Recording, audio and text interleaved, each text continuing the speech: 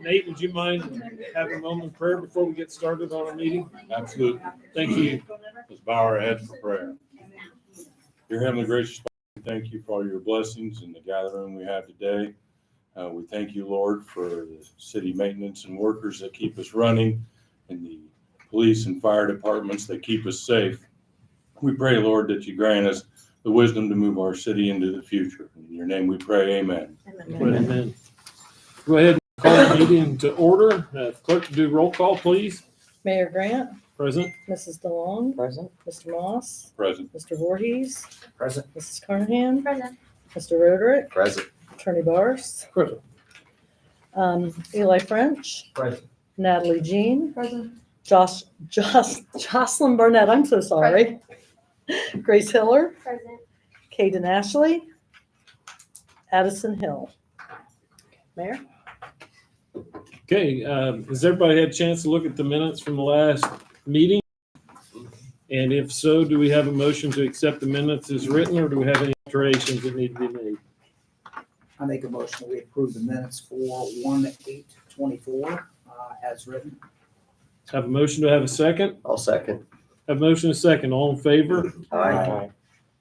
Motion passes.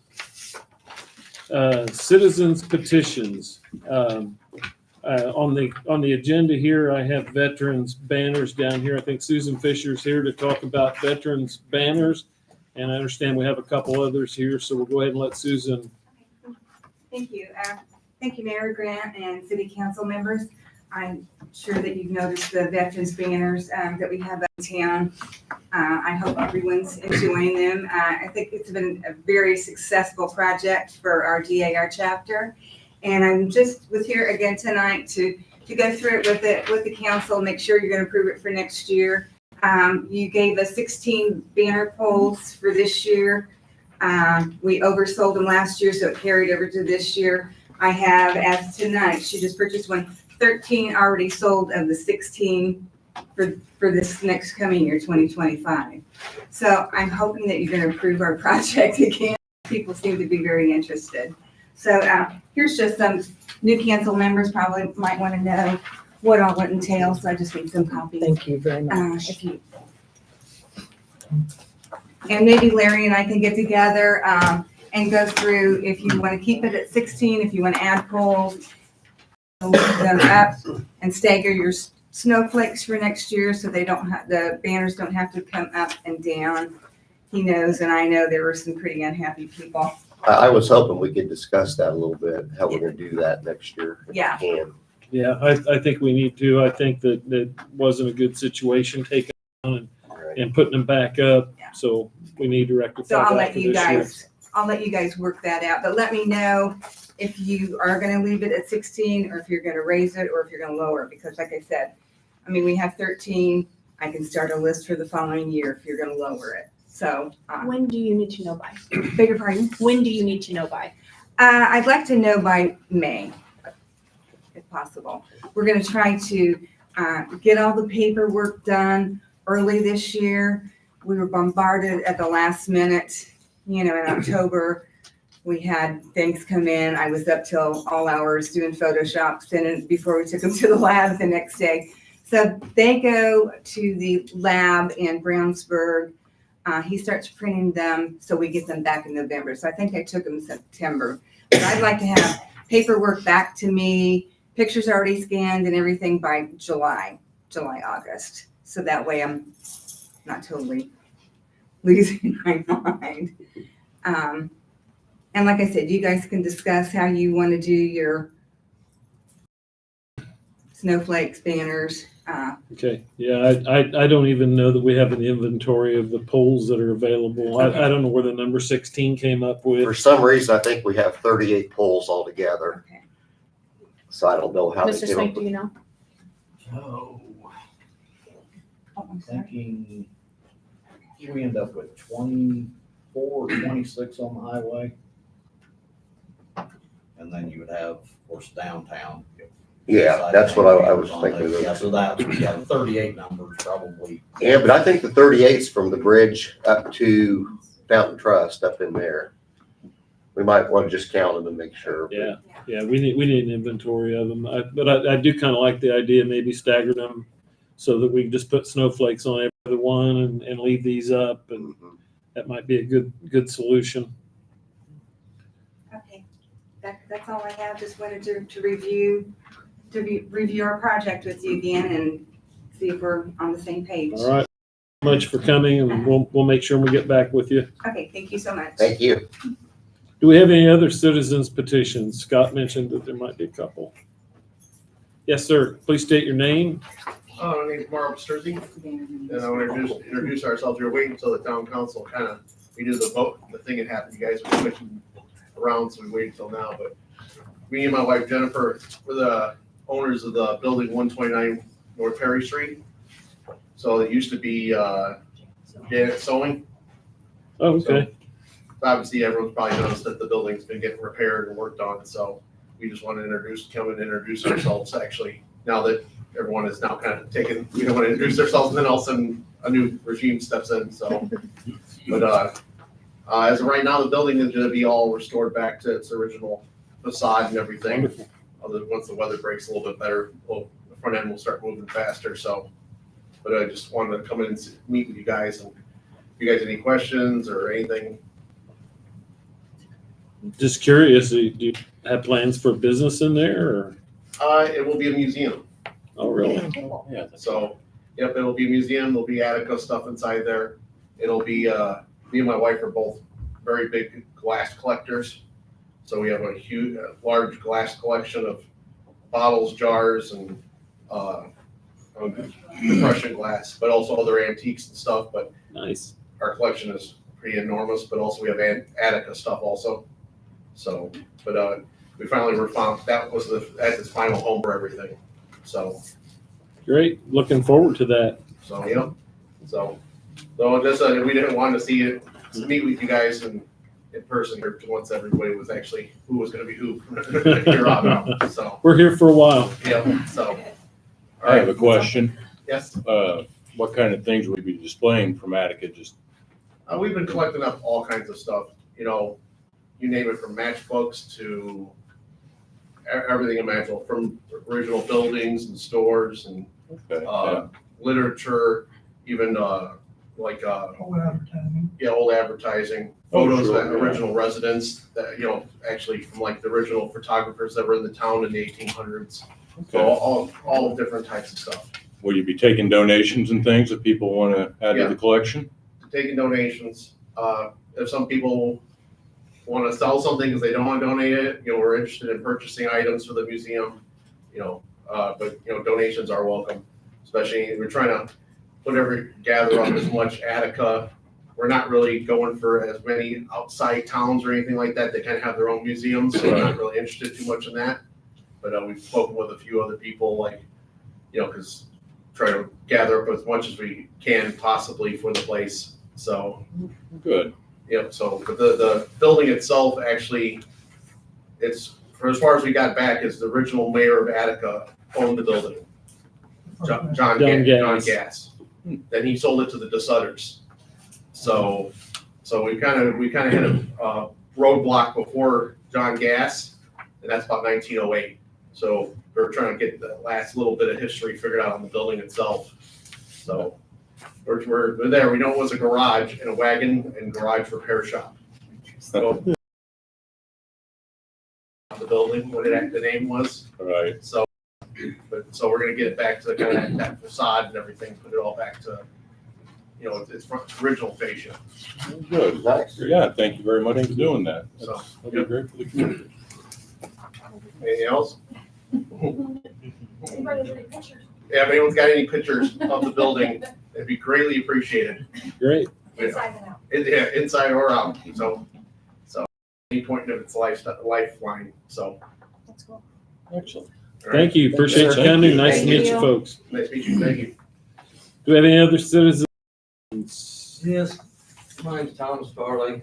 I was one of you folks that's decided about the roof. There's no telephone on my roof. Got the windows fixed, it looks nice, just the other day. Good. So that's taken care of. What about the alleyway? The alleyway hasn't been taken care of yet. but we discussed it and we got some plan going on. So there's something, Eric and them met and Yeah. talked Yes, I about it. met with him the other day, okay, and, we're going to, bring in some dirt, put some dirt against the edge of his building, put in a window well where there's an access. oh, sure, yeah. Kind of create a swell down through there. Then you were asking for the alley to basically be closed except for up there at the You folks spent a beginning. lot of money on putting that grass and folks putting it in there and so forth, and everybody's driving down it and just destroying it. We need to do something like shut the alley off except for at the front, to where folks can get into the parking lot and not have to drive all the way around the back. It's an inconvenience for folks, and then they don't know, some folks may not know to go back, out of towners. Right. There needs to be some sort of something, just to detour them out of the grass that we've always spent money on Put putting down. access to the sidewalk, still keep it level, but Well, I know why there a lot of, right there by your property, Tom, Yeah, it looks like it's an entryway to get into the Yeah. front of the parking lot instead of to the back. So we could come up with something, because I agree with you. I've started seeing that all the time. Yeah. And- it seems like you just need to move the entrance over so it goes right to the parking lot. If we want to have an entrance off of Perry into the Right. front, why does it have to come into the back? Right. What used to be the alley, you just go into the or parking. go lot. in the alley Yeah. and just so far down the alley, put some Yeah. sort of deterrent where they go right in. What I You was don't thinking, drive all the way through the alley, you just turn in there and then into the Yes. parking lot. Parking lot. Okay. That would solve a lot of Yeah. problems. And then, about the holes in my roof, what do you folks decided on that? I think that's out of our hands. isn't The it? last thing we talked about, Tom, was you had some photos. We have some photos. We've got some video from the fire chief and everything else. And we've had stuff. So we've got some chronological history there that there was a time before Main Street got it, Attica, the city of Attica got it, that if you have some proof showing that we're responsible, but everything that I've seen and reviewed, that roof, your roof line right there has been like that before we were ever involved. But if you have something else that we'd gladly meet and go over it. All right, But, there was a time frame where Birdie and them owned it, then it went to Main Street, then we got it. yep, when you guys got it, it fell on my building twice now. And when they tore it down, because they didn't ever put nothing up against the building. They just let all that stuff fall against my building. You Well, can see all the marks and everything. You can see where the boards got tore down, the easement. we'll be more than happy to sit down with you. And then our Todd, our rep from HWC, he's got photos of everything from the entire project. But if we could sit down, when All right. it's convenient for you, I can set it up. All right, And that way we can go over things. 'Cause if we're responsible, we want to take responsibility. But I think that, you and I've talked, and that roof's been, if we're responsible, then we can work through it. But I just, based off what I've seen, I don't know that we're responsible. all right, But I go into a meeting open-minded, we can all meet. all right. We'll have a meeting and I'll get my paperwork together, pictures, and then, That would be, that'd be great. Absolutely. I would tend to agree with Scott. Is everybody else Yes, okay with Yes. that? there was one other owner between Between Birdie and. I Main forgot Street. about that. I forgot There about was that. the two guys that used to come to our Yeah, meetings Yeah. and stuff. yeah, they I forgot about that. yeah, they really didn't do anything with it. No. They- They came and had the alley vacated, that was about it. So the alley in between Tom's building and the hotel building? It's been vacated, Oh, yeah. okay. half of it's mine, half of it's the city's now. Yep. Do you have any other citizens petitions? Thank you, Mr. Farley. Thank you. Okay, go Oh, ahead. Lexi has one. I'm sorry. Lexi. Lexi Haddock, Attica Main Street. I approached the council previously about establishing a DORA, a designated outdoor refreshment area. And I want to pick that back up and try and get it established so that next summer, when we're doing our events, that perhaps we could benefit from this, because I think it is a little burdensome to kind of get all the pieces in place. So from what I understand, the first thing would be establishing a boundary. My recommendation would be Jackson to Ferry, and then Brady to 3rd Street. So just that area that we always do. You have to have a business that sells alcohol in the area, and it can't have any schools or churches within a certain amount of distance. That's a good starting location for us to do it. And then Budrow's sells alcohol, so that would be our basically pilot business location that's selling the alcohol in that area. And then once we have, there's other steps, but then I think the next big thing that we would have to do in order to submit an application to be approved would be adopting an ordinance under Municipality Code IC 7.1-3-31. Judd, what is that one?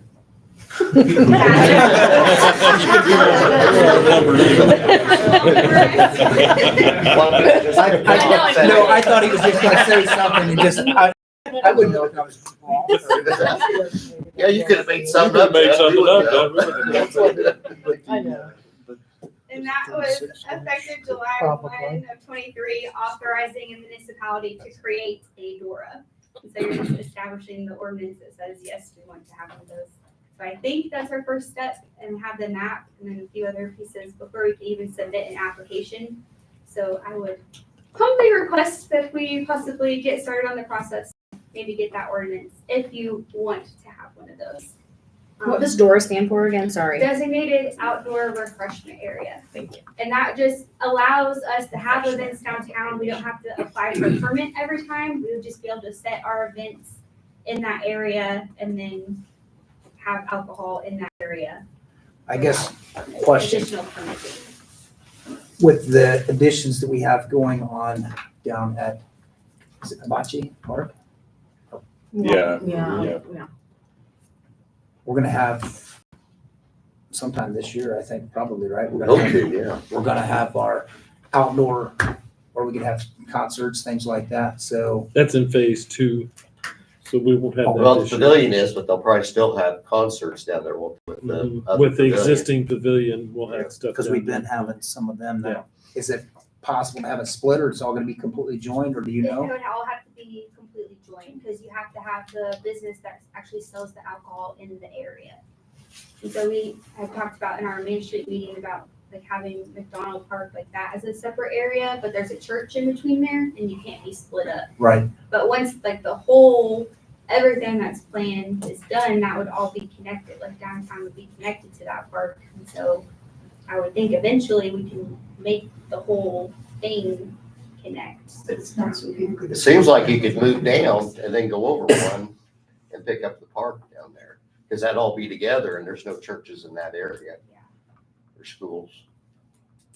I think eventually it would work. Yep. But- And then we talked about like starting small, doing the area that we know we do events in and like expanding it once we know that it's not gonna be a raging party, everybody taking advantage of it kind of thing. well, everybody's been noticing a lot of work going on and questions, and thought we were gonna put a pool downtown where they've been digging and stuff, but that was all compaction to make it to where, that's where the farmer's market and everything else will go with that project, so. So do we have a motion to ask Mr. Bars to prepare an ordinance as such for the area, the outline from Jackson Ferry and Brady to 3rd Street? I'll make that motion. Have a motion, do we have a second? I'll second it. The motion is second, all in favor? Motion carries. Mr. Bars, if you wouldn't mind.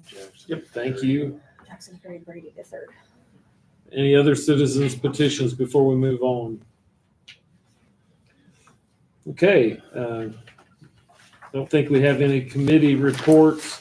Junior City Council, thank you folks for being here tonight. Mr. French contacted me earlier today about a concern that he had, so I'll go ahead and turn it over to him.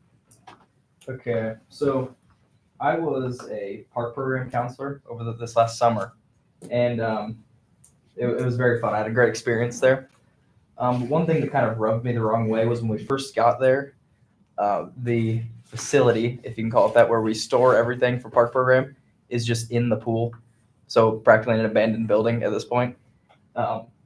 and it's filled with like mouse poop, and there was a dead bat in there at one point. I didn't know if there were any plans of kind of getting something better than that. It's sort of trivial right now because Park Parim isn't in session, but I think it's kind of a bad look on everybody if it stays that way. So I was just wondering your guys' thoughts on that, if you had any plans of getting something better. How much storage do you need? Not much. It just ruins stuff, just having yeah. But they probably want it right there. That's smooth. Did we move it? Did we move that Paws and Claws building? I'm not sure. Is it secure? What? Hey, it was his idea. I'm just asking. I'd gladly sell it to the city for use of storage. Oh, that's right. We have storage in it already.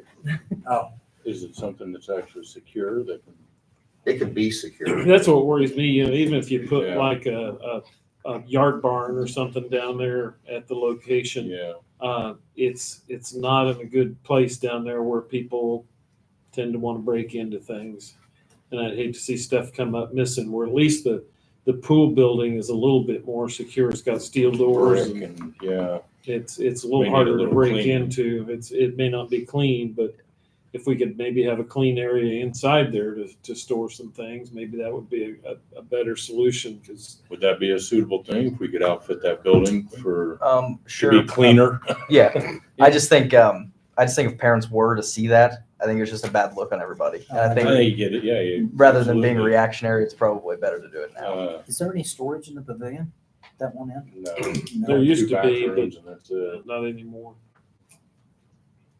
Used to be like a little, I thought that's why. for lack of a better term, a closet there on one end of it, but I take it the storage where you guys are doing it now is inside the pool facility. Yeah, it's I guess it's basically just where in between both of the locker rooms, I guess, Okay, that sort gotcha. of section. and we're gonna get to that here pretty quick too, so that Yeah. that Not may that go off the this isn't table. a great solution either, but when I was park program counselor, this isn't great, but we would take a lot of stuff home. Yeah. Every year It'd we be would, safe, or every though. day, yeah, Well, we took it home. So like, that was when Jenny Douglas did it. So Jenny would pack up her little PT Cruiser every day.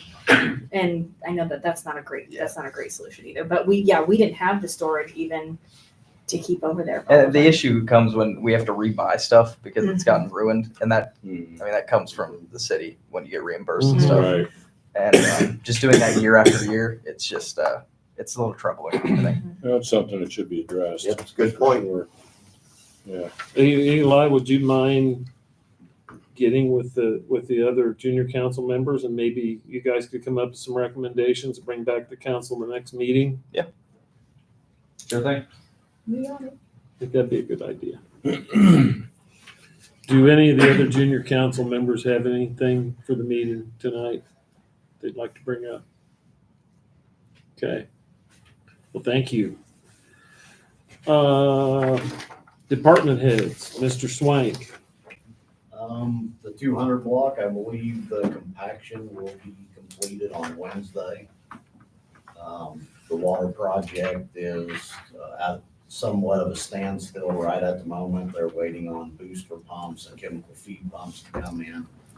I would say probably next week that will start back up. Right now, there are currently no crews in town working on that project. And then the downtown, or the Wabashi Park, the area that we're wanting to do all the new construction on.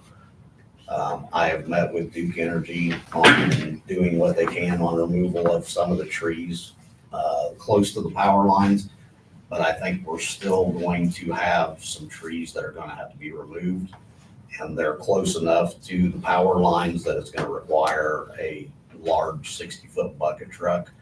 I reached out to Frank Everly. He had given me an estimate on it of $3,700. Terrible. And that is essentially just to drop them, and then my crew and I go and do all the cleaning. So tomorrow, the guy from Burford's, which is the subcontractor for Duke, is going to meet me down there to see what else he can do additionally and come up with a game plan. I know you guys had a middle of March deadline on that, so just bringing you up to speed on where we're at with that situation. That's all that I have. Appreciate that, Eric. We don't know anything yet still about the underground water tank. We know a little bit, we just kind of have to figure what direction we're gonna go and how to proceed. It's kind of in limbo at the moment, but it may turn into a whole nother scope of a different project. You're talking about the water storage Yeah, tank. The Yes, water tank, the the reservoir. Yes, yes, so, Yeah, yeah. the reservoir. Yeah. Okay. I just didn't know. if Just, there- I just know- so everybody's clear. Yeah. Chief Miller. Things are running extremely smooth at the department. We're currently revamping Attica Police Department's standard operating procedures. Multiple mandates came down from the state, procedural wise, that had to be incorporated in. Met with the merit board last week and got those state mandates incorporated into our procedures. So we complied with the Indiana Law Enforcement Training Board's requirements. And through a process of going through all that, we noticed multiple discrepancies in the standard operating procedures. We're currently updating the entire procedure book. That project's about halfway complete right now with the merit board. Paperwork has been submitted for possible 2 new hires to INPERS, which is their retirement fund. Hopefully in this coming week, we'll have an answer back from the retirement fund and can get those guys a official start date. So hopefully we'll have them to present to the council and for them to be sworn in at next month's meeting. So And great job to you and the officers on catching our Absolutely. Mhm. mass bandit. Yeah. That was very, very quick, so That great. was fast. Absolutely. Chief Little. I had a meeting with the mayor and Christie, our grant writer, about moving forward with the Yoker grant. We're starting that, getting all the paperwork in for that. We also met with a new contractor or designer. But with that funds, what we're going to get is 1 extra bay and a back wall. And that's it. That's what 500,000 will cover. So we're going to move forward with that. We just had to buy us some extra room and then we'll move forward from there. So but I'll keep you posted on what's going on. We have a lot of things in our favor, so just pretty confident that we'll get it. Last year, only 2 departments turned in for building repairs and stuff, and they're granted. So great. We should get it. Okay. Any additional updates on the training facility, Chief? I would say that's probably going to be a no-go. We just can't get any land to get it. The gentleman that I thought we could get land, at first he was for it, but then he was worried about the EPA invited him, which rightfully so. So plus they'd have to sign an agreement for that they wouldn't kick us off for 100 years or whatever. So at this point, I would say probably not.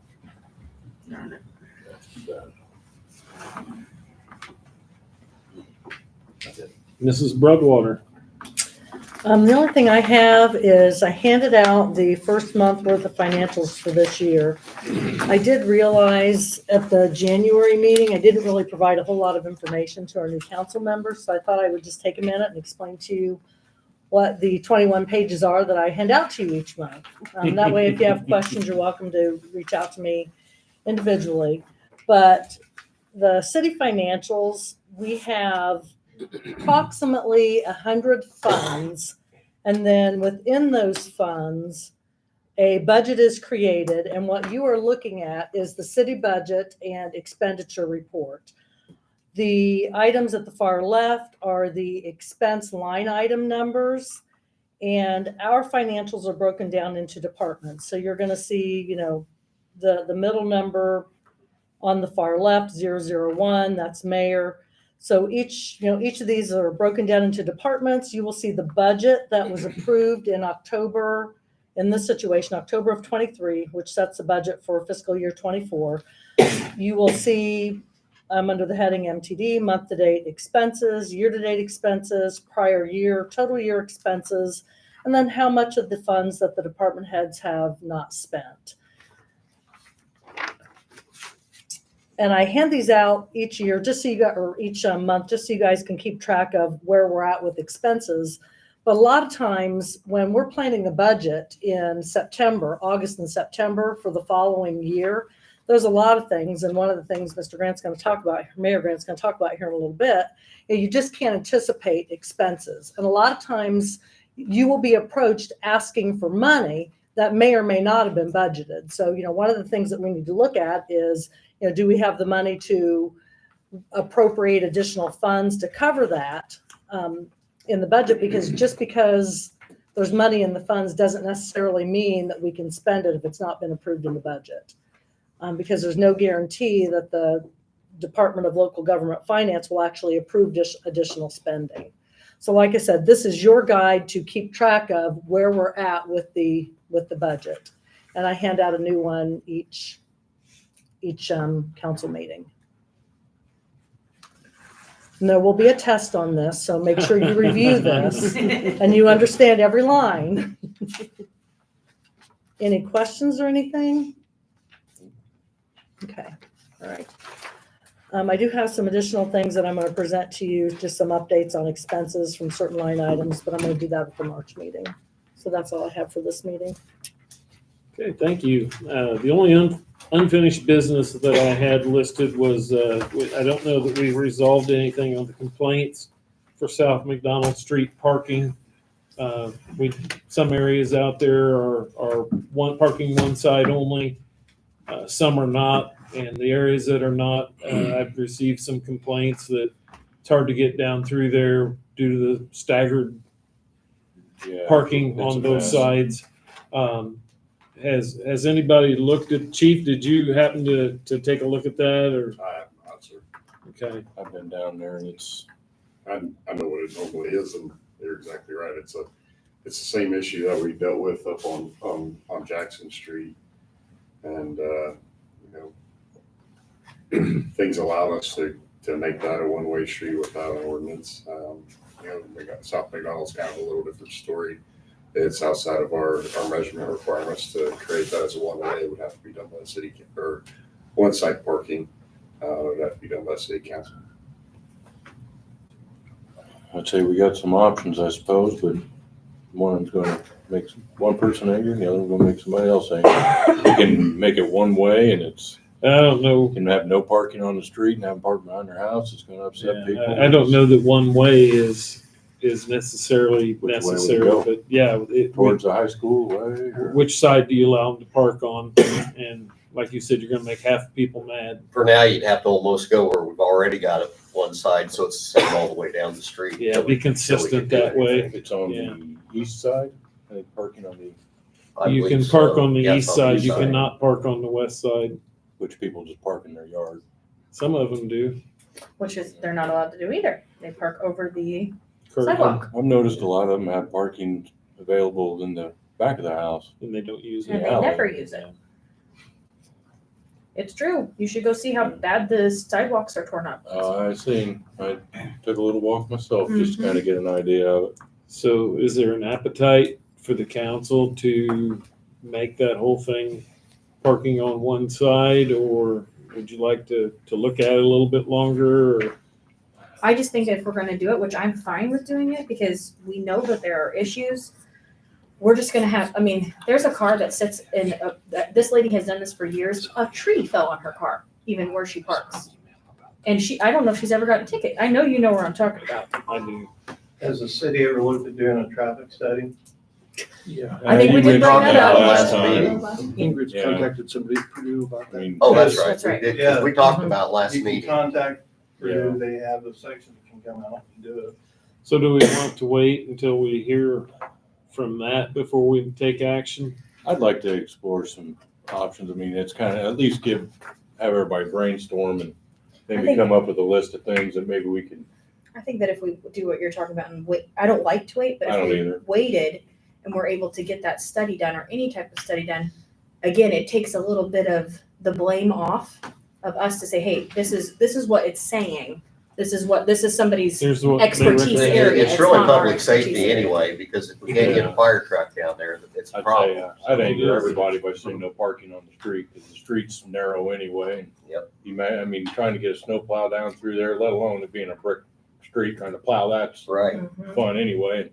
I couldn't imagine Hey, I don't trying think to, fire truck could I fit couldn't down there. imagine trying to I don't drive a think they fire can. truck down there. There's several places where we'd have to go around. Yeah. It So, would be such a pain. I mean, no matter what we say, it's gonna upset somebody, but we gotta do what's best for the greater good. I am curious to know why people don't use the back. Well, you see, you gotta walk an extra 10, 15 feet. Now, who wants to do that? I mean, I personally don't want to do it, but guess what? I use my driveway. I'm not trying to get my steps in or anything. Well, I'm sure some of them would just have to park in the yard in the back because they don't have a garage or whatever. Right. But I don't know. That's not against city ordinance. It's That's not, they fine. can park in the yard in the That's back. okay. Right. It's not supposed to park between the sidewalk and the curb or on the sidewalk. On the sidewalk, yeah. Won't be driving down there now. So we wanna wait then, is that what I'm hearing? Is there a possibility of adopting an ordinance for parking on one side for a short term? That was kind of gonna be my suggestion, is go ahead and move everybody to the one side for now and explain that we're doing a study. But for now, we do this for public safety. That's just my idea. Because I'm worried about a fire someday. Me too. Once we get kind of enforce all that, we're gonna end up going back and having to change it. We come up with a. Well, it's not gonna be parking on both sides again. It's either gonna be on one side or the other. Now, is this for the whole stretch of McDonald, or is it just for a certain? Right So now, that it's is- only the 900 block that's Basically just from parking there to one the high side. school. Yeah. So it would be from the 900 block on out to the high school, yes. Is that whose house would that be? That'd be like Pointer, like Jimmy Pointer. Okay, that's what I was thinking. Okay. Well. Well, is that or no, should it be it's farther two- down? It's Because it needs. yeah, it's 2 blocks from there. Would it be where Mark? Where John Dillon. Okay, I was even thinking it would it That'd need be to be nice. farther down, like where Marsha Piper used to live, like where it kind of Where Jags. yeah. I would say if we're gonna do it on the whole facility. Because it's not like the street widens as you go. No. I feel like it, yeah. It Might as just, But I well. think that this is a start to a lot, because there's a lot of other troubled areas to include up where Right. Galen's at, Marion's Yeah, our at. neighborhood, they You can know, drive I out. mean, there's multiple areas where we have limited, where we probably need to see what we can do to make a solution for multiple areas at once. One house, Because, 6 cars. so you're gonna make, one side's gonna be happy and the other side's not. I mean, it's just, but you gotta do what's best for safety.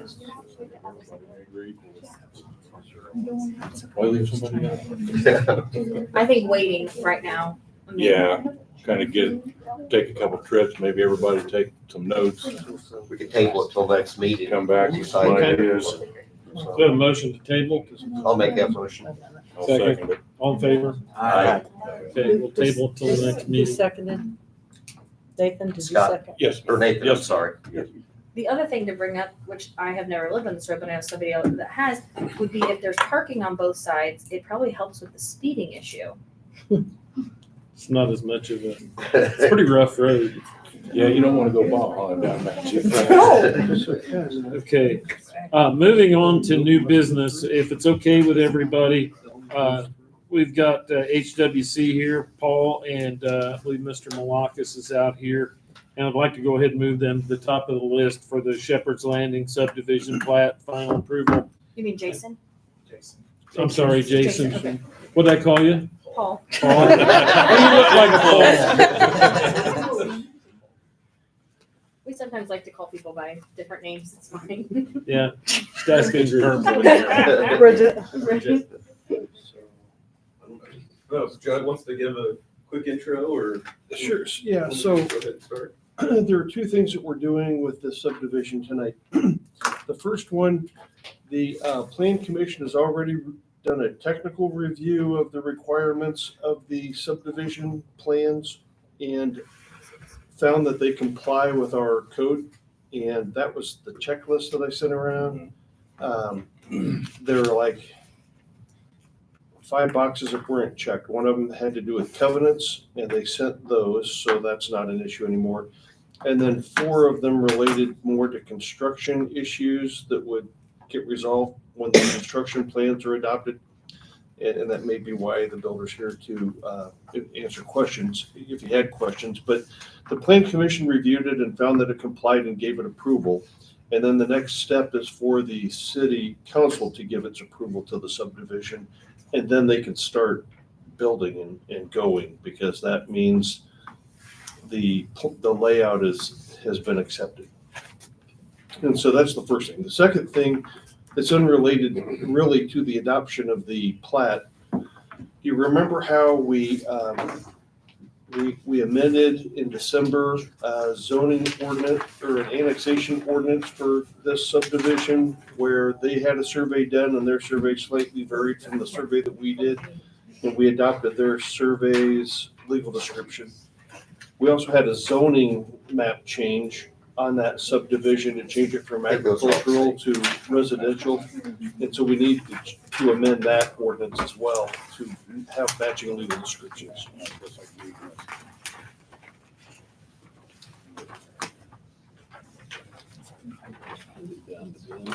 Yeah.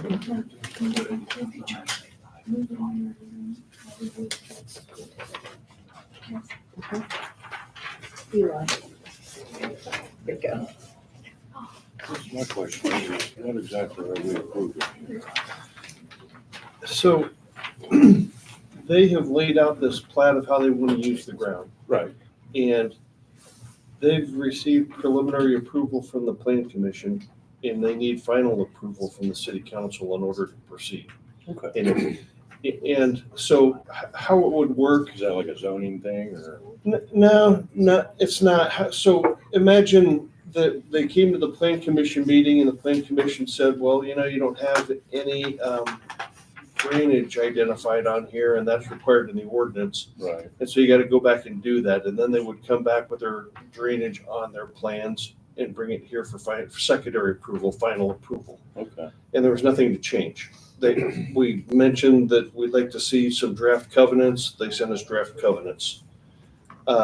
Any questions we had that he answered. Yeah, There were just, there were just things on there that we didn't I didn't recognize. So part of, to really answer your question, so kind of the one thing that goes on when you adopt the plat, they've identified some streets on there that are going to be paved, and that's their deal. And they've got in their subdivision plat, they have the thickness of the streets and what it's going to be like, and all the specs of and everything. we've reviewed that at the Plan Commission level and found that all of that's acceptable and jives with what we do. Okay. So that everything's going to mesh. And if this gets accepted, they're going to put in the streets and then dedicate those streets to the city to become city property. Gotcha. After they pave it. And that's going to identify where those streets are that are going to become city property after they put them in. And they're putting them in, and Jason will tell you this, in 3 phases. And I'll let him talk about the 3 phases, because you're going to build out phase 1 and sell lots on phase 1 and then move on to phase 2 and then phase 3. So it's not like all just going to appear. Okay. It's going to appear, and as they fill it, then Right. it's going to, then more is going to appear, and then they're going to finish it out. So for Jason Coyle from HWC. Paul. Yeah, or Paul, Larry's friend Paul, prepared these plans. He came to the Plan Commission meeting and did a great presentation and explained all of the things that we had.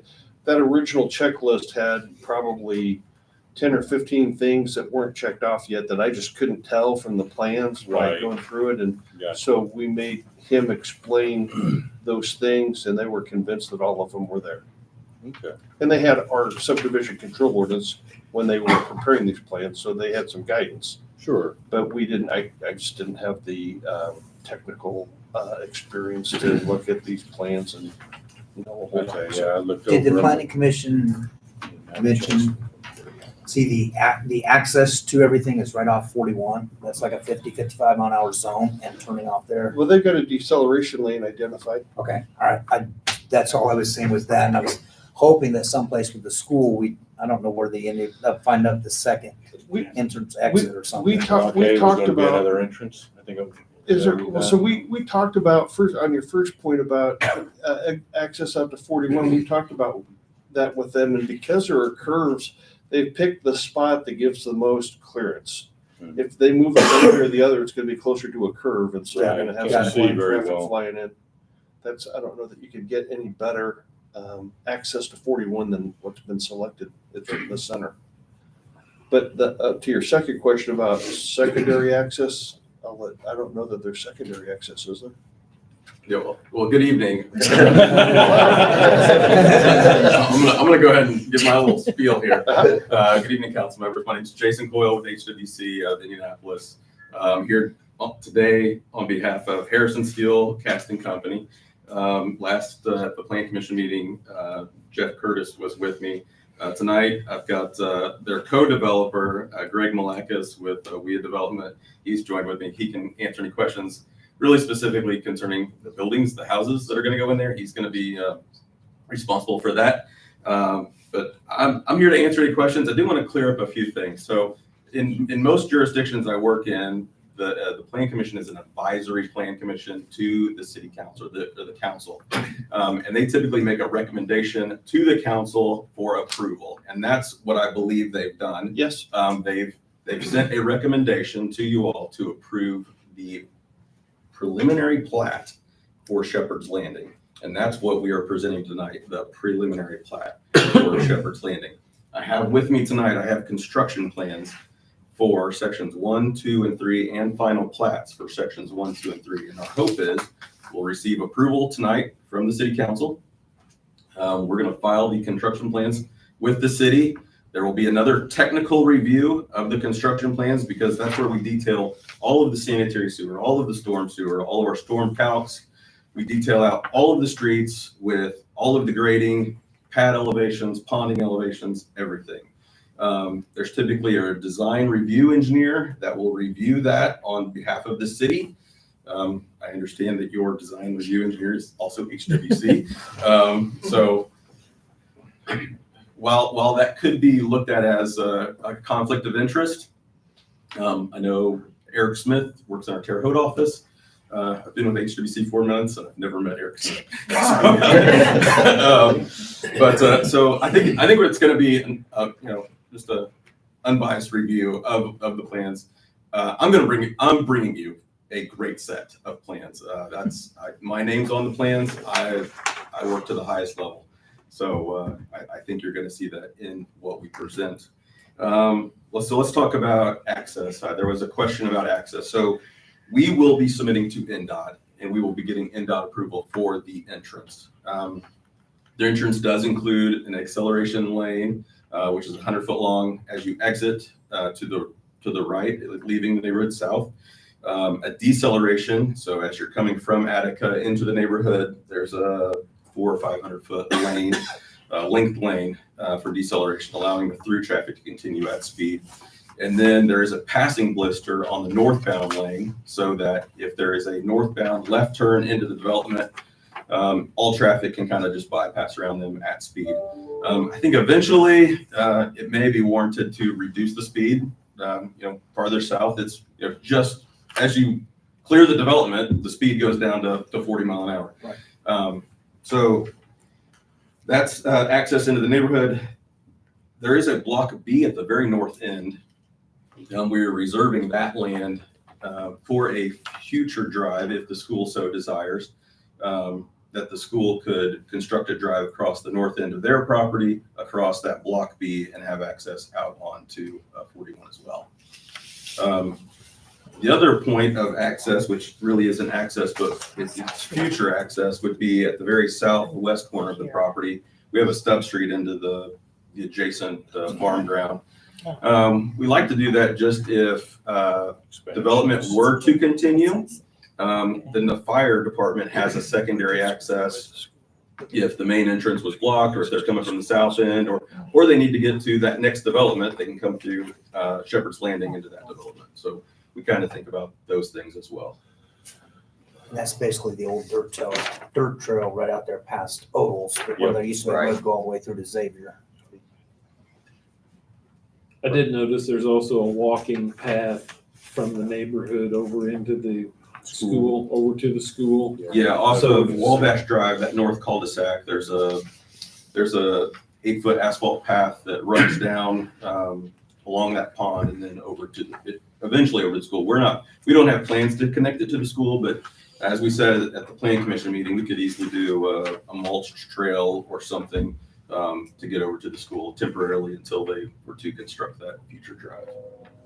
I think that'd be great, and that way, because the elementary school's moving out there, and it would be nice for the elementary kids just to be able to walk from there over to the school and not even have to get out on the road. Well, did anybody think of any reason why it shouldn't be approved?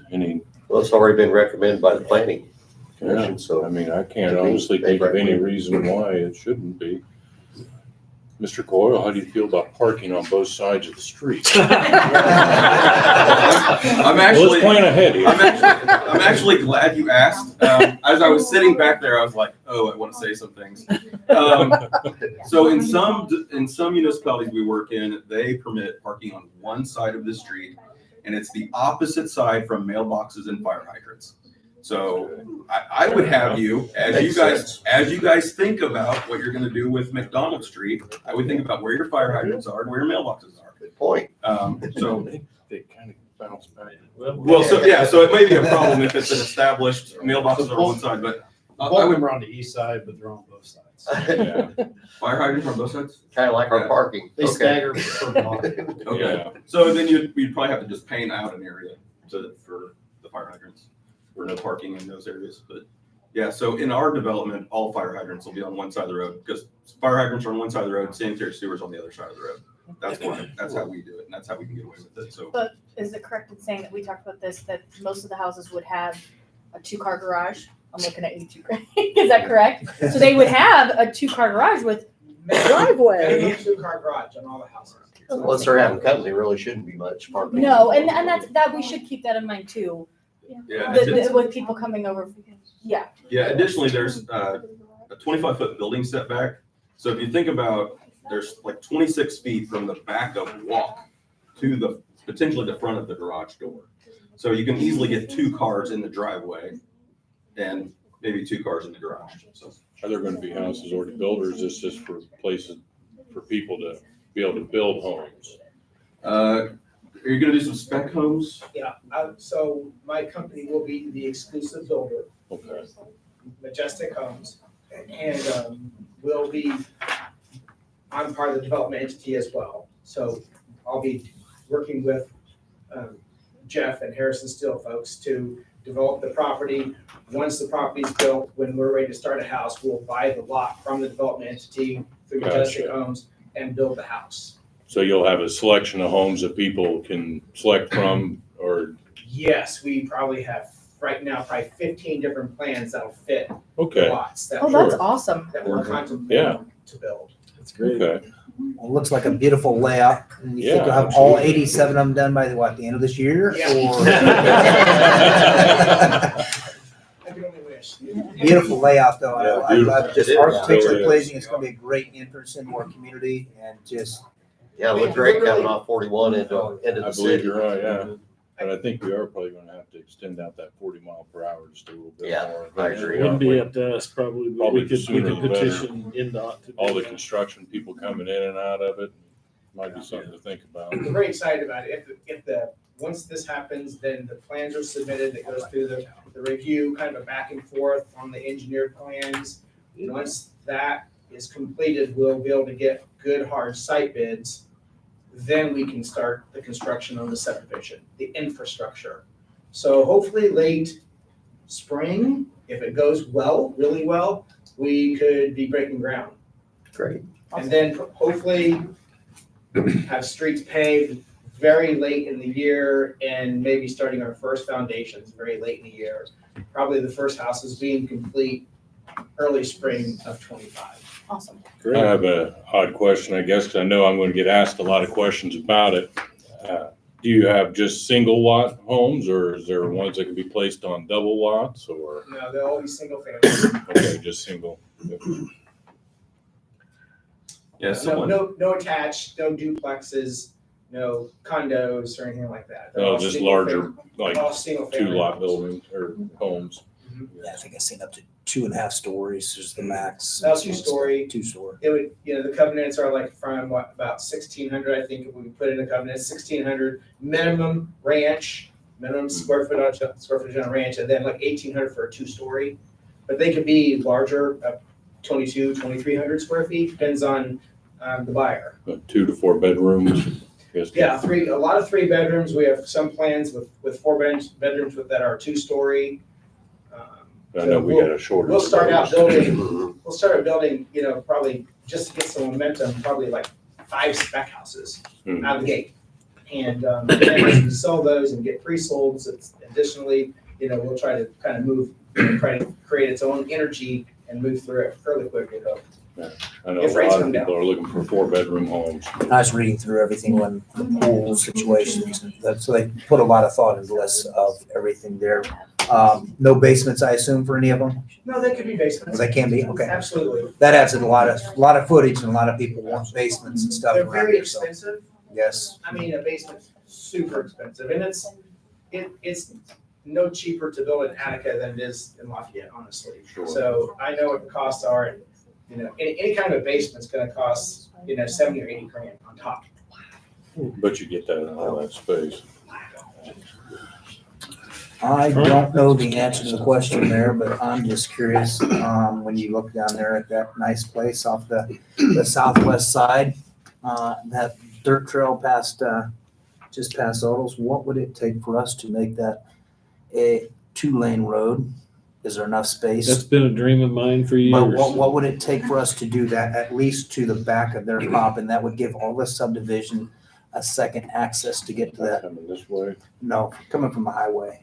Because if we're going through, several other. That's south of Odell's. Odell's, that dirt road. Oh, It's Oh, I south. thought it was north of Odell's. Yeah.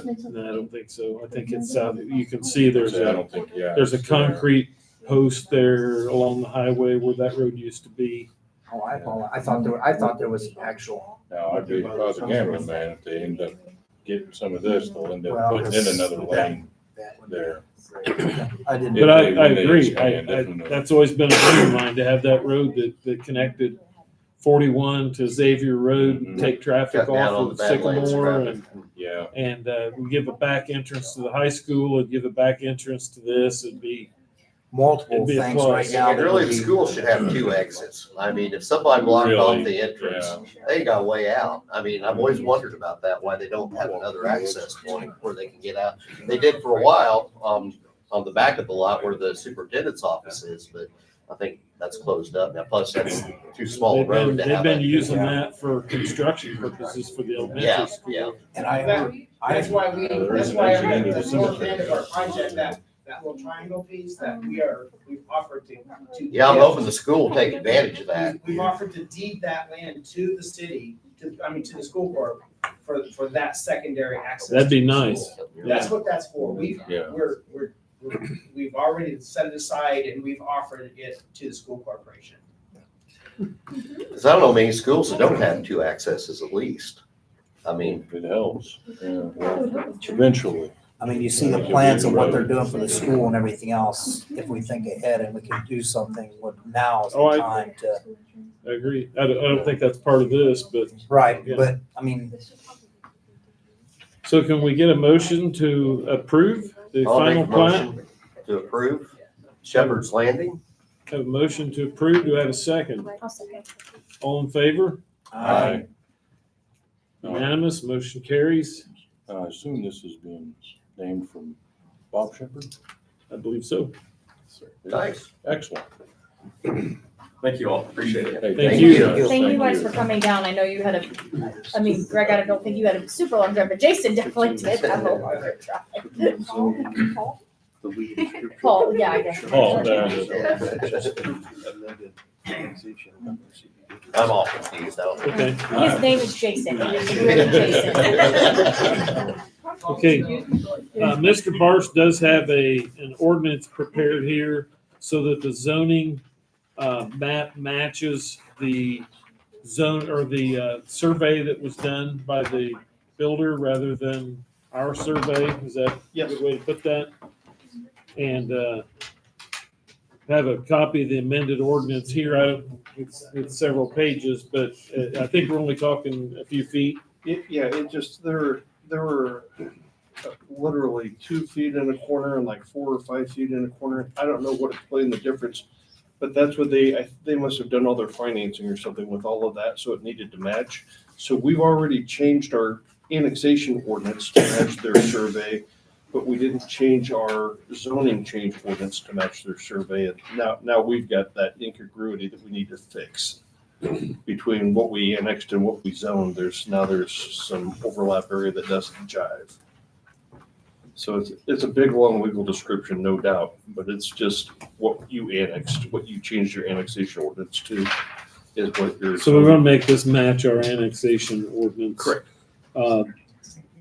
Does anybody want to look at all this before I ask for a I motion? believe our city I've attorney.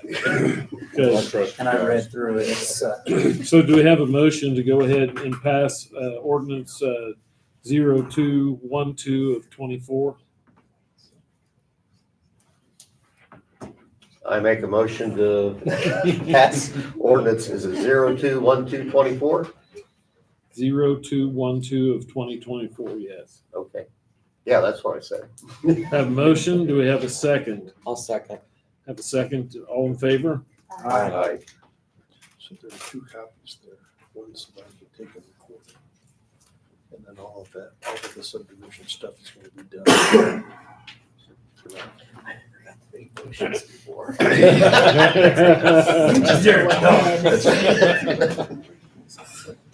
Got to hear them so many times. I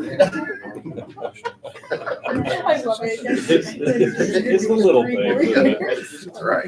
It's the little things. Mr. Roderick, could I get you to sign off on both of those as a sponsoring council member? Sure. There's actually 2 of them there. Okay.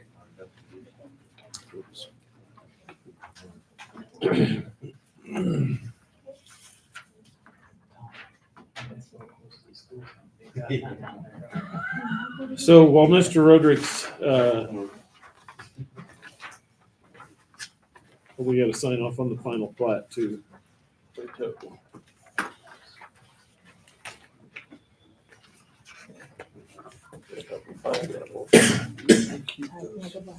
This is A. But If you've got 3. It should be. This is gonna- we get other ordinances that have the same. So A, B, or A, B, so. That'll be ordinance A. I'll write it on it Okay. when it gets back to me. Who made the motion for the final plat? Was that Kaylee? Dwayne, That was Dwayne. Dwayne too? and then What's that? For the Kaylee final seconded. plat, Yeah, then you Kaylee need to sign seconded. off on these too. Okay. That's what he needs right there. Yeah, I've signed We need- both we need these, so you 2 of keep them, that. so I can So I record. just need both these signed off on.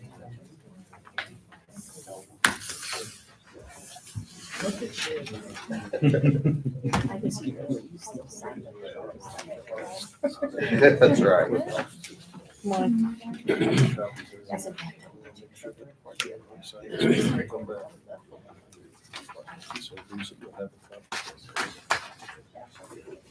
Oh, didn't make it. Nate's got long arms. That's why you guys keep me around. Thank you, man. It's in there before. There's those. Is it?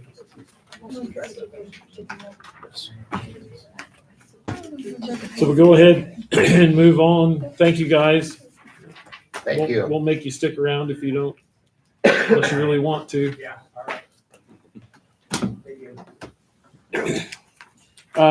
Several things on new business here, some of them more informational than not. It was brought up at the Board of Works meeting about selling some of the vacant city-owned lots for new housing, and I know we've kicked that around several times over the years, but Joanne ran a list from Beacon of city-owned properties and sent that to me. But I've not had time to really sit down and digest all of those properties and what ones that I think we'd want to keep and what ones that we could offer up for sale. But I know there's probably several that we could offer up for sale for new housing with some type of stipulation on how long the house, how big a house it could be, how long it would take to build the house, that sort of thing. Kind of like we talked about for some of you that have been here a while on the properties out on the north end of town, out on Perry Street. That deal kind of fell through, but we at one time had those sold and the buyer backed out on buying those and building them out there. But we've got a lot of houses that are not on the tax rolls. It'd be nice to get the properties back on the tax rolls and maybe get some newer homes built on them and offer them those up. Mr. Bars can help with that. Of course, we'll have to get a estimate on what the properties are worth. And there's a little bit more to it than just saying we're going to sell these houses. But before I spent a lot of time digging into that, I wanted to make sure that the council was okay with at least looking at that and seeing what it would take to get those sold. I think it's a good idea. Yeah, this is all residential. Because right now, the cities also have to take care of those lots and mow them and everything, and it'd just be easier to take. We've got some properties that we bought down along the riverfront that we're going to want to hang on to, and a few other places. I know that I don't know what the status is on those houses for community action. I was going to check into that and find out. They had like 5 places in town that we had allowed them to build on, and that never happened. So I don't know whether they still have plans to build or. I don't think so, Larry. That JD, the last time I talked to him, when they said they weren't going to do it, they didn't act like they were going to do it in the future. So did we actually deed those properties over to I think they them? gave them back to us. I think that wasn't there something that How that ended. I don't remember how it he ended came either. in and he told us, and there was something that we did but that's been 2 years ago. It seems like it's been a while ago. Do we have an idea how many lots we're talking about here? There's a bunch, and some of them, like Larry said, you gotta go look at it, because some of them just be a little parcel that you can't build on anyway. And you can offer those for sale to the adjacent landowner in a really abbreviated procedure. Those are usually usually the only ones interested in those little slivers, but you've got several slivers that you could go ahead and transfer over so that we're not mowing it, and we don't have a liability. Well, and to me, it's not, and Kaylee's probably gonna disagree with you with property value and things like that, but You already knew what I was gonna say. but to me, it's not the amount of money you get for the property. It's someone to take care of it, and then it's creating It's tax back on the revenue tax for rolls. us. Right. Yeah. I agree to an extent. I agree because it's just sitting. Well, No, because it's true. We don't want him just sitting. And if somebody can put a home on there, I think that'd be fantastic. I just think in the climate that we're in, and it's not changed, that particular property that we talked about was the money that they wanted to give us. I just thought, Well, let's not shoot ourselves in the foot, but Well, you could set minimum bid, some of the research I've done, you set a minimum acceptable bid and then, go through a policy, but to me. was that right? Is that I have no Yeah, idea. to me though, it's more development, more housing, which we need, and then Yeah. tax. Well, I don't tax think it needs to be dollars. outrageous. I mean, no, should be fair. it should be fair, It but I should don't feel encourage like, growth and people to actually want to build on it. I think $100 or $1,000 is not fair to the city. After how long have we taken? That's the other thing. How much money have we actually put into the property just to take care of it? But how much will we continue? That's true too. You've Yes. heard of putting good See, money I out. see it both, but there are 2 ways to go about it. I'm just saying, but I gave a agree. study to Andy Smart, and there was 15 properties that you could build a house on that would meet our ordinance of 720 square feet. I based that off the houses that Acre Construction built up in Pine Village, which they sold for $250,000. But those properties, based upon the last property taxes paid, the city is losing $160,000 a year. Yeah. Would you mind sharing that with us, Tim? Yeah, I can email it to you. Okay, Yeah, that'd be great. absolutely. Thank And you. just That would be another helpful. suggestion, since Majestic's gonna be here down there, maybe they might be interested in some lots building houses. Not a bad idea. by no means ready to start selling houses tomorrow, but I just wanted to kind of get the feel of the council that, that it was okay to do that. I'd be curious to see what lots and how many we got, Yeah. just kind of where If they're you can get on, located. if you can get on Beacon, you can just search City of Attica and it'll give you the whole list On of city-owned properties. Yeah, Beacon Schneider. I can email that to the council. that'd be great. Thank you, Tim. Appreciate that. Thank you. Moving along here, we have an ordinance for a truck route for C&D batteries. Purpose of this was to get traffic off of Perry Street going to C&D batteries through the new area that we're developing down there. With the new streetscape, there's a concern about semi trucks driving over the curbs and the new decorations down there, the new plantings and things that we're planning on down there. I don't know that any amount of ordinance will keep them from driving up over them, no matter how far back you put them off the road, but we can try. The idea was NDOT wanted us to back our curb way off and lose several parking places down there as part of the plan. If we have a designated truck route, they may not hold us to that, and we can keep our parking places and do what we wanted to do, to put it in real simple terms. I think so.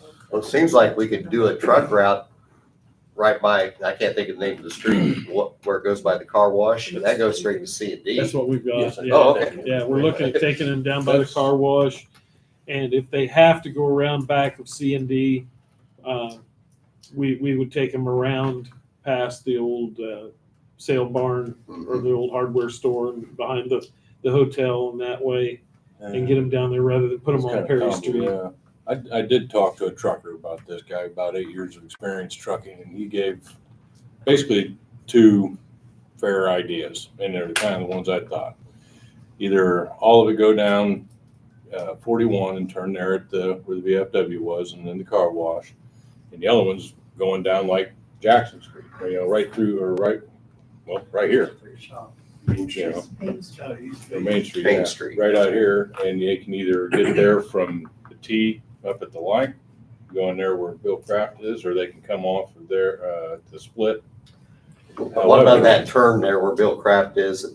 I mean, that's pretty. Yeah. As long as you don't have somebody parking right there, because the street is extremely wide there, so they can make that turn as long as somebody stays I 10 don't feet think away our from the curb. I don't think our challenge is getting them to the front gate of C&D batteries, because the route that we've proposed by the car wash is a pretty straight route over there. Where you run into trouble is trying to get them over to the other side of C&D on Where the the main back side. entrance is, or Well, it's not even Oh, really where the the- main entrance. They've yeah, got a where the- dock Is that back the there. Yount Street? The Yount Yeah. Street. Yeah. as long as you get there, That's they one got of them that I never big really knew was turning there. area there. You can Yeah. turn into. I didn't know. So- I guess it just depends on where we want the roads to get tore up the most. But we don't want them downtown. Well, then don't take them down. through So the in corner. order to move forward with the plan for the streetscape, we needed to get this in place so that NDOT could consider it. If we kick this down the road, then we're kicking the streetscape project down the road. So I want to try to keep things on track. The following streets are hereby designated as truck routes and shall be designated as such with appropriate signage. Yount Street from North Perry Street to North 3rd Street, North 3rd Street from Yount Street to Main Street, Main Street from North 3rd Street to South Market Street, and South Market Street from Main Street to US Highway 41, all within the city of Attica. So basically, that's what we just said, down by the car wash and across in front of the ice company and across in front of the city garage and over the C&D batteries. The only concern I'd have with that is that the mouth of that is not big enough for somebody to be able to pull out of and somebody else to pull back into. Off the by the car wash? Yeah. Oh, yeah. It's pretty wide street Yeah. there. Yeah, that's Pretty wide wide, right but I there. don't Yeah. know if I ever remember seeing the semi. What about the semi-traffic comes down on River Road in Attica? There's not much we can do about Eric, that. what's the average width of a two-lane road? by like, is it what, 28, 30 feet, something like that for, No, it'd be wider than that. is it? I did. And honestly, I don't know that we're looking to go out and arrest people that come in from Riverside on the River Road. And if somebody would turn down there, I don't know that we're looking to arrest them for turning down there. We're looking to deter traffic off of that. And this would be a detriment because there's going to be a sign there that says it's not a truck route, no trucks. And then we'll have a truck route posted down by the car wash. So there is a designated truck route that satisfies IDEM's request to have a designated truck route and allows us to do what we need to do. Yes, sir. Businesses down there, they get semi trucks deliver stuff to their store. And we understand that. Yeah. We just don't want through traffic, downtown. We're not going to tell them they can't go down and deliver furniture to Ramers or whatever needs to be done, but we want to deter traffic going through the downtown area. That's a good point. But yeah, I think you're right. That's about the most logical choice. I understand Mr. Swank says there's an 8-ton limit would be good. So we would post that as well.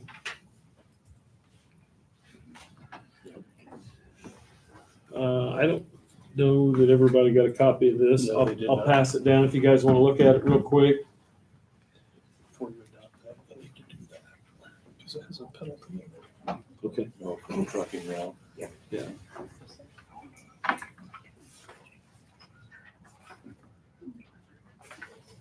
Same thing. If we're going to do this, we would need to suspend the rules and adopt rather than, because there is a penalty on this. So we would need to suspend the rules and adopt at the first reading. Does anybody want to make that motion? Or you want me to? I feel like you're on a roll. I see you go ahead. You're getting good at this, Dwayne. Okay, I make a motion. What was the exact words again, Larry? Do we suspend the rules? We suspend the adopt rules on and the first adopt reading? on the first reading. This be, Yes. Yes. Thank you, Scott.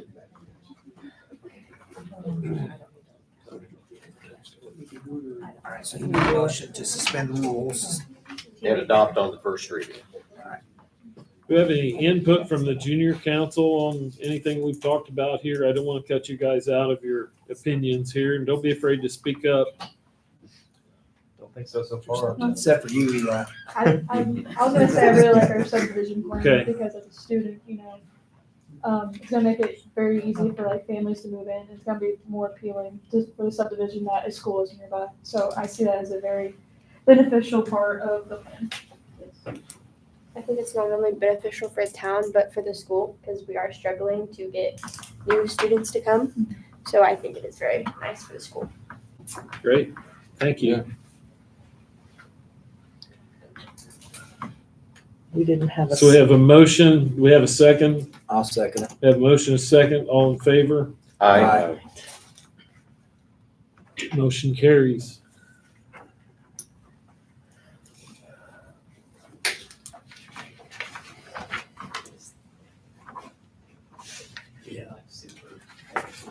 You thought you were gonna get out of signing all this stuff. Thanks, Nate. No, it's got a name on that. Excuse me, why you didn't for that.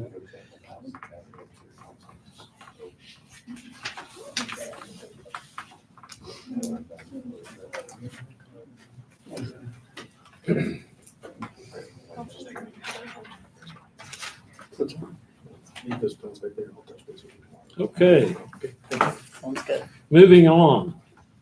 On the agenda, I have Attica City Pool Task Force formation, and I left a email copy up here for the council members, but I'll go ahead and read the email for public consumption so that everyone else is in the loop here on my plan as mayor for the Attica City Pool. In the early days, the Attica Pool was operated by an independent pool board called Attica Pool Incorporated as a not-for-profit organization.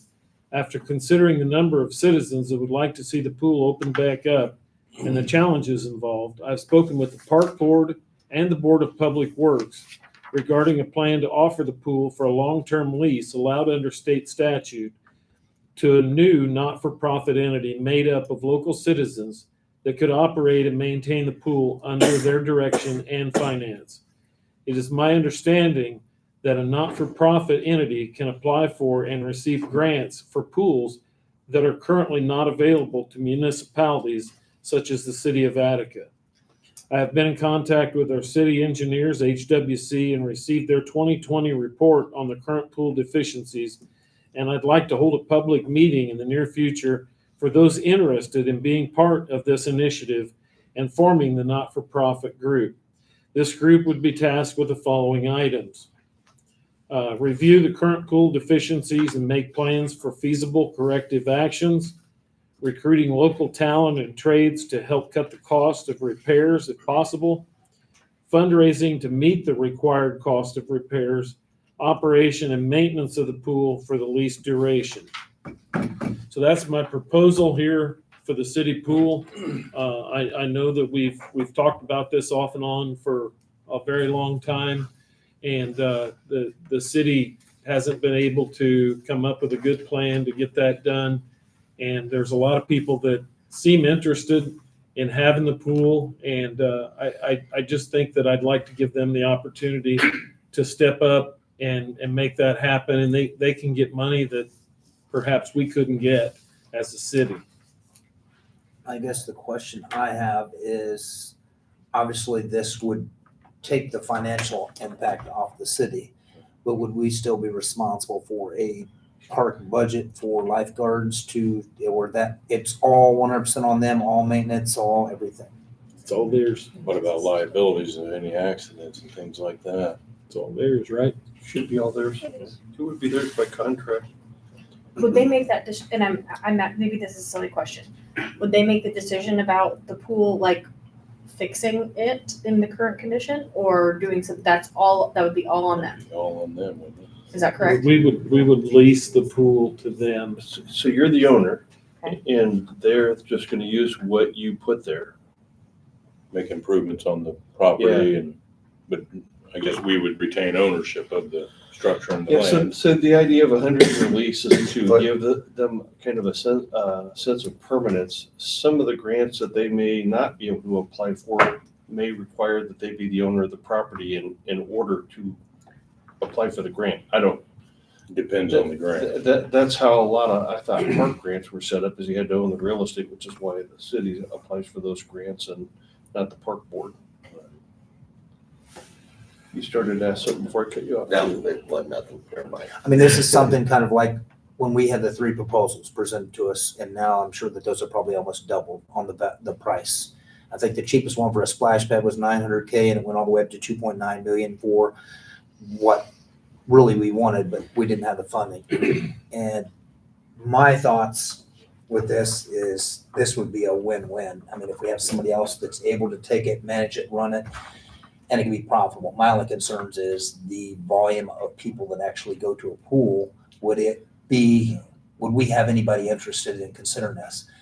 Because when we talked about it earlier, I mentioned we got concrete guys, we got tradesmen here for plumbers, electrical, people that would pitch in or pull together as a community to pull that price tag so far down. It's crazy, but you gotta have engineering oversight to make sure that it's legal and we can get, insured and everything else. But to me, it's just crazy the amount of, I mean, I can't imagine why it would cost $4 million to build a pool. But that's, when you go with these big companies to do it, that's what the price is. Yes, I had kind of similar concerns for all the people I've had come up and talk to me. I remember when the pool was still operating, there really wasn't a lot of people there. Everybody got used to getting. And it was broke down part of the time, and Eric, they were spending way too much time at the pool during the summer when they had a lot of other things they needed to work on. And I guess that's where my thing is, which I'm all about it. I'm in for this.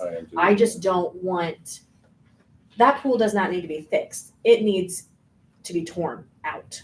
That is not, I mean, they're Replaced replaced, completely. because there's way too much that we talked about that doesn't meet requirements now with the ADA stuff, along with the, like, where the chemicals are downstairs. That would be my only hiccup with this is, and I think like the fundraising thing too.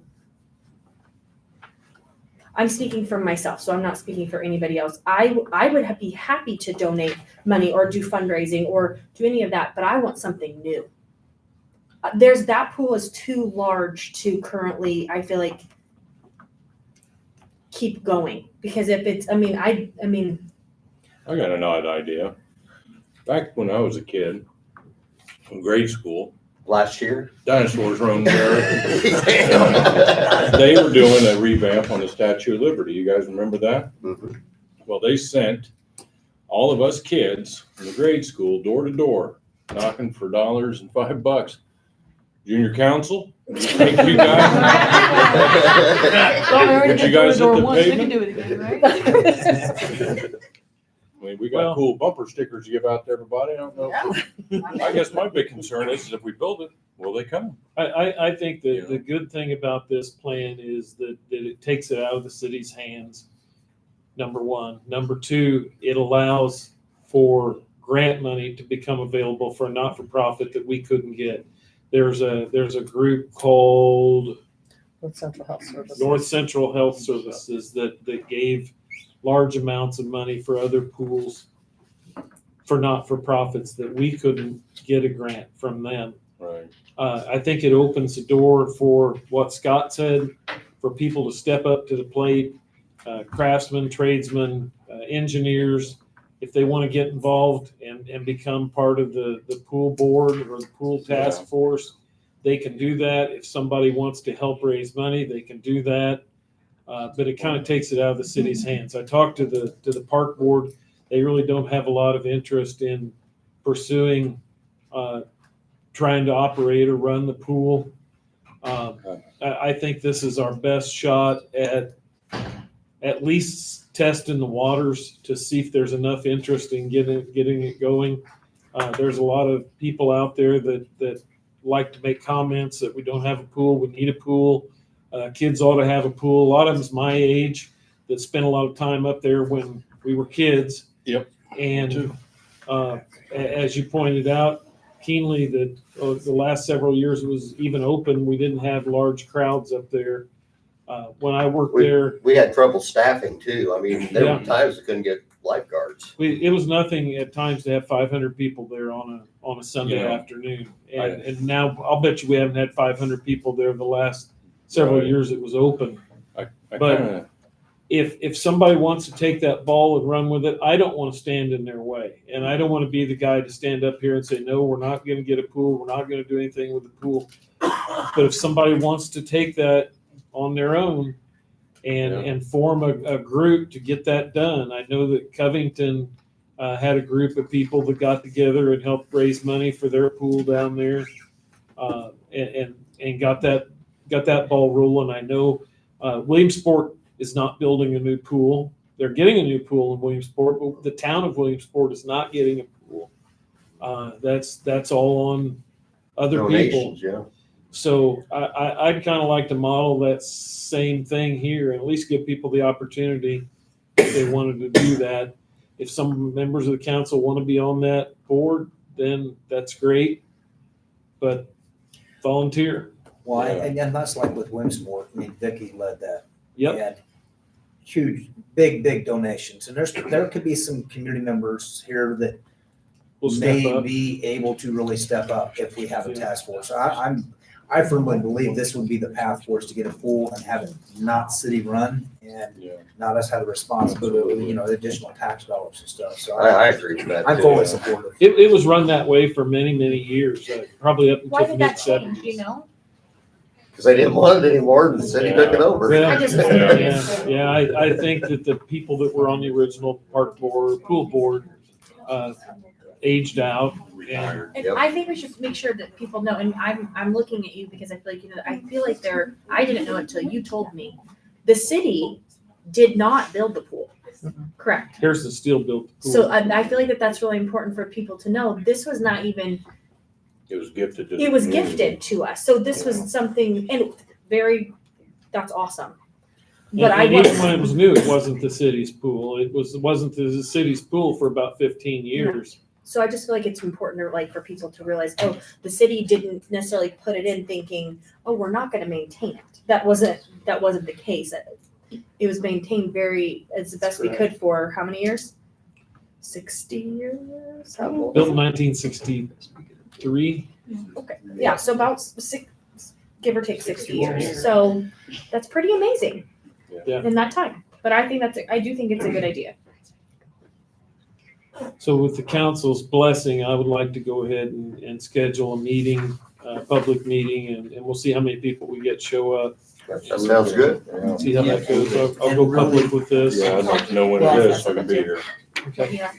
Do you think just posting this on Facebook would do any good as far as I just getting plan out now? to. I plan on putting it on the city's website, The bulletin board.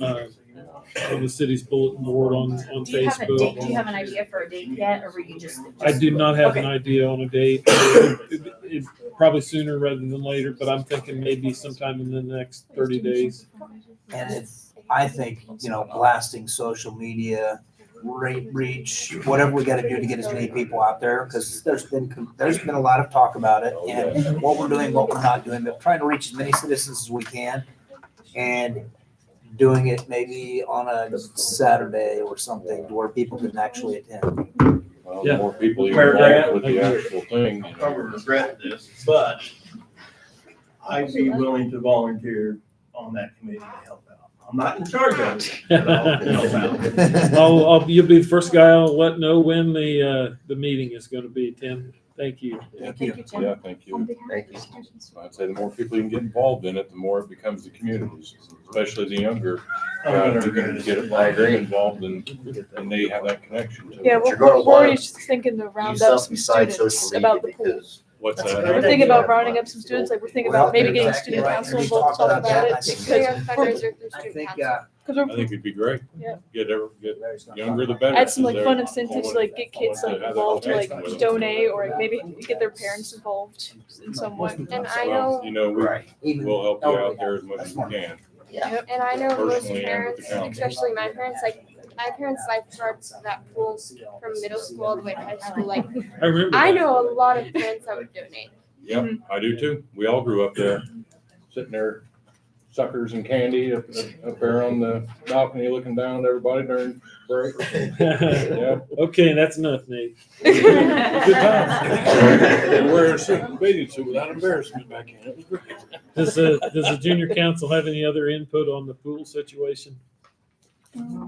We think we're gonna talk to our student council people, which is Annette Crane and Mrs. Mattern, to think about doing some fundraisers Okay, for the pool. great. Sounds great. Thank you. All right. Well, thank you, everybody. That's encouraging. We have an amendment ready for the city park board ordinance. And what this amounts to is that, as Mr. Roderick probably knows, and maybe some of you others, it's hard to find two Democrats and two Republicans to go on any board in Attica and without just going down the list and begging people to be on a board. I've had a lot of people volunteer to be on boards, and regardless of their political affiliation, I really don't care how they're affiliated, honestly, but I would like to be able to fill these boards up and not have empty seats on them just because we can't find enough people. So we have an amendment to the ordinance, which is allowed under state code, that will allow us to fill those vacant seats, essentially, regardless of their political affiliation. Is that a good way to put that? Yep, that's exactly right. We did extend the park board to 6 members from 4 with a recent ordinance change that allowed us to put someone on from the school system and someone on from the library. I have still not heard back from the library as to who they would like to put on the board, but I'm waiting for that response.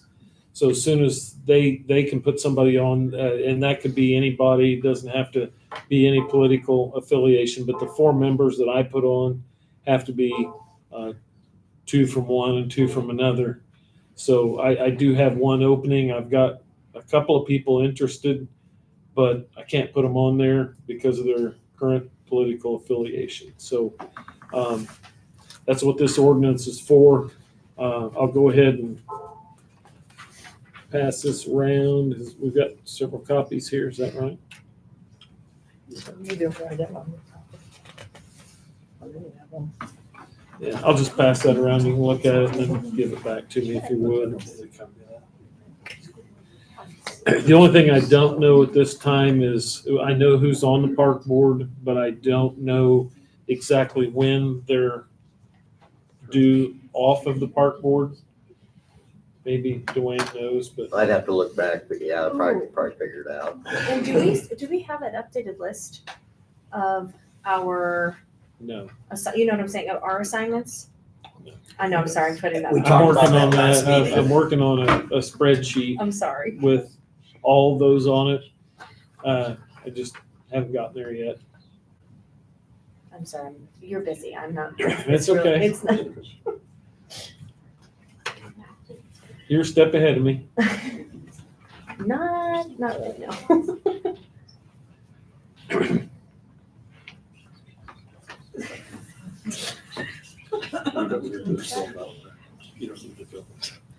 Mayor, Cindy's back there. Somebody's trying Trying to get your attention, I think. They're trying to- Yes, Cindy? Yes, I have a question. On the park board, I'm not for sure what the ordinance says, but is there any stipulation that the person lives in the town? Because I think town people have a different perspective than what people who live outside the city limits. Can I say something? I'm just. Well, I don't agree with that because look at Barb that we had on Barb there. was excellent. And she was a great person to have on the park Well, board yeah. because she I used to go to understand the that, but pool. I think there should be somebody in the city that would be willing to serve on the city park board. I didn't know if there was any stipulation or if there was any requirement. Barb's unique because she's. There is some herself a city state- person. And that's how I looked at her too, but. Yes. There is some state statute out there as to the makeup of the board. And I can't quote it off the top of my head, Cindy, at this time, but I do I see mean, your I didn't point. know if there was anything or not, but I agree totally with Dwayne that Barb was an excellent. Well, And and, she lives in and, Oregon and again, Hills. it's very difficult to get good people to volunteer to be on boards. I've had several people come forward and I've had to say, no, I can't. I did want to ask Cindy where they want, she's engaged, but how many light poles do we have? Our attorney downtown? advises that there is not a residency There's requirement. a, 33. I think there's 33 down Okay. Jackson Street. Sorry, I didn't want to change the subject, but it was bugging me because I thought Cindy would know. Did you hear that? Our attorney says that there is not a residency requirement. Okay. I would think people that. You I would just think it that would be nice to people, have people in the city. people in the city, you would think would have some kind of preference over people that aren't in the city. I think they have a different perspective. Yeah. There's too many people east of us. I just think that if it's a city park program, it would be nice to have somebody that actually lives in our city, in our town, to be on that. And we do have some people that live in. And if I could say, Cindy, just like Barb, I knew she'd be great at it. I think if you Right. restrict yourself, you might be passing on somebody that would be really good that used to live in Attica, that used to go to the pool all the time. I know. Has a and- passion for it. And I I mean, that's understand kind of that. how I'm I just see it saying, if you too. don't have anybody in the city of Attica, you've got decisions being made by But we people that do don't live have here. people on the board that are in the city of Attica. I know we do now. I don't think that was true. But I know we do now. And I know what you're saying. Okay, do we have a motion to, You got one last, I'm sorry, that's C2. see? Yeah. I make a motion to amend the park board, committee, is that the correct, what's park board? Park board. Which is 2024-12. 0212C. 0212C. Have a motion to have a second. I'll second. Have a motion and a second. All in favor? Aye. Motion carries.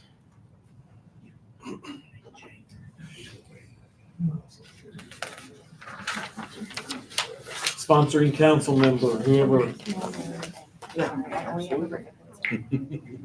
You need to sign two of them with Mayor. Charles, we can just adopt a resolution. He sets you down there on the counties. He goes forward. I hate to change the words this They way. talking about the. We all know, because She's already possibly by that ask. I had 38. Oh, okay. So she said 30. Thank you. You need to sign one copy or two. Well, actually, we don't have them in the first block because everything's down. She did get lights on the one step. They put fixtures on. That's right, I remember that. We've already talked about Shepherd's Landing, so we'll go ahead and move on. Scott's kind of been involved in this. I invited him to sit in on a couple of demos as well as Joanne. But I've proposed that we get a phone app for the city, similar to what the high school has, so you can download an app on your cell phone, whether it be an Android or an iPhone. It would have links to our website for information. It would allow for what they call push notifications. I know if you've downloaded the Taco Bell app onto your phone, you get these little things that pop up and say, come out and buy a Coke and or a Pepsi and a taco for this much money. Those are kind of a pain, I think, but They do it. They send a lot of. I think these, I haven't got any of those. I got the app. I think that a city app that does that would help keep our citizens more informed. We talked about ways that we could roll this out and get more people to have it on their phones. There's a QR code that you can just scan and it'll allow you to download the app onto your phone. We could distribute that out to local restaurants, out to the Badlands for people that are visiting our city, here in the clerk's office and wherever that people might gather to scan the QR code and get that out and get as many people having it on their phone as possible. Cost was $3,900 for the year from the company that we looked at today. The company that we looked at last week also wants to do our website too. I think that, I don't want to speak for Scott and Joanne, but I think collectively we decided that the company that we looked at today for $3,900 a year was a much better fit for the city than what the other app was. They were very professional and they can do a lot of things, but I think for what we're looking for, this is probably a better fit. I mean, our website went through a revamp. It's been 2 years, I think, and our website is awesome.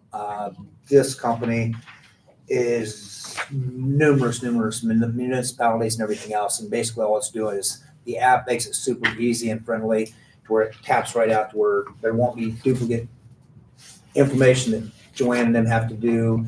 And you can tie in the reach alerts. We could tie a link to our YouTube channel. Everything that exists out there, you can do from this one app that makes it to where our citizens will be able to pull up an ordinance like that or pull up local restaurant. I mean, just you name it.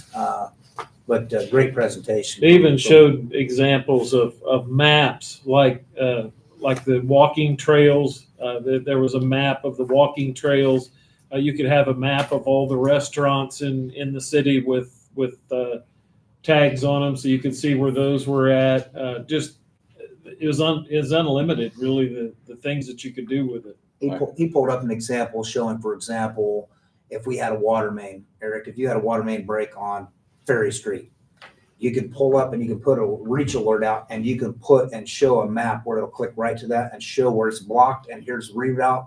You could do everything just, I mean, within like 3 minutes, he pulled it up and was done, so. I got a question. Is this price for $3,900 a year. Does that include all the updates and Yep. additions and things That's that go on everything. there? Yeah. So they're not gonna nickel and dime us to Unlimited death? support and training. Okay. Unlimited users. Yeah, They're not the, gonna- the other company wanted to have some add-ons. This company $3,900, there's not even a build fee. They'll build it for that. All we have to do is sign up and they'll build it, get it running in about 6 weeks. I think it's pretty reasonable. Yep. I think For we should what do we're it. getting. You need a Junior motion? council, you have any input on that? Yeah, I think as long as it stays useful, like it has some hub of information, you can't just find on Facebook and people Yeah. start to Something use like it. I think that's too. important. Well, it'll have a link to our Facebook page also, so when we post one thing, Joanne does, the mayor does, anything, it will post it every place with one time doing it, It'd so. be good if it had a link to like the YouTube channel too, so they It can will. just click It will. straight on It that. will. It will. It'll have a link to pay utility bills. It'll have a link to sign up for a Reach Alert. It'll have a link for all of it. For all our meetings, everything like that. It'll have a link to our calendar. Yep, good. I like how Seems it'll pretty make it more inclusive. accessible for the public instead of like having to like check different places for information. They can just go on the one app and then get all the information that they need. I mean, even if we look at some of our more elderly community that may be reading newspapers, they still probably have some of them have smartphones. I know my mom, I'm not gonna disclose her age, but she has a smartphone. And I don't like that she does, and she don't have an iPad and all this other, but it's something that an app is very easy for them to, once they download it, easy to get the access. And the more we can get the community involved with all the stuff we've been shared tonight and new housing development and just so many positive things, we got to get the word out. And it's unlimited users, mayor decides who, but fire chief, you guys get a call, you need this road blocked. I mean, you can send something out and it's I have instantly. big red trucks for that. Yes. I know. He's got routes in his driver. Got a siren. All right. Well, just think of the amount of people comes to the Badlands, and the first time they come to Attica, they might not know where the grocery store is. They might drive by it, but they don't know where some of the businesses are at. And if they have that, it can take them right to them. Well, we thought, we could have the camping down at the riverfront. We could have events listed down at the riverfront that are going to happen, or downtown that are going to happen. Food trucks, it's unlimited the amount of information you could put on there and have links to. Oh, yeah. All right. And at the price, boy, you can't, if it doesn't work, then we're not out much. And 1 year-to-year contract on it, they said. Yeah, it's a Yeah. year-to-year So we're not even contract. locked in I think other it's than beyond the definitely worth first a year. shot. So just for the fun of it, do we have a motion to go ahead and move forward with this? I'll make a motion that we proceed with the phone app. I believe it's GoGov. Go.gov, yeah. Go.gov. I'll second that. Have a motion and a second, all in favor? Aye. Aye. Thank you. We'll move forward. Appreciate that. I don't have anything else on the agenda. Mr. Bars, Nothing from me. Joanne, junior council? Nope. Council members? The only thing I was gonna just say is that I probably will not be at the next meeting. So I just wanna make sure, I'm guessing that, that's a guess. You want us to zoom in? I'm gonna say, you're not gonna wanna see me at that point. We might want to see you. You might, hey, you never really know when it's gonna happen, so I'm just saying, maybe I'll be here, maybe I won't. It's gonna be We have a motion soon. to Yeah, adjourn. yeah. I'll make a motion to adjourn. Have a motion to adjourn, second? I'll second. Motion and second, all in favor? Aye. We're adjourned. Thank you, everybody. Well, if I don't see you before, good luck, you guys. Thank you. Better you than me.